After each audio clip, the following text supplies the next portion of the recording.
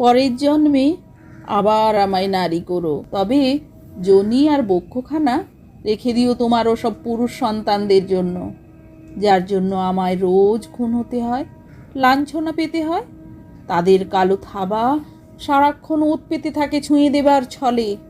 ওই মিনিট খানিকের সুখের জন্য আমার গলাখানা টিপে মারতে ওদের একবারও হাত কাঁপে না মা। জানো তুমি, ওদেরকে এই মুহূর্ত দিয়ে কেটে যায় বাকি জীবন, বলো তো? তবে আমার জীবনটা কেন থামিয়ে দেয় ওরা? কে দিল মাগো তাদের সে ক্ষমতা?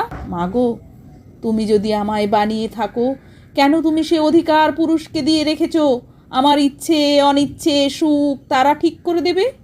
কেন তারা বলবে কখন আমি বাইরে যেতে পারবো, কখন আমি উড়তে পারবো, কি পরবো, কি খাবো, কি বলবো, কি করব?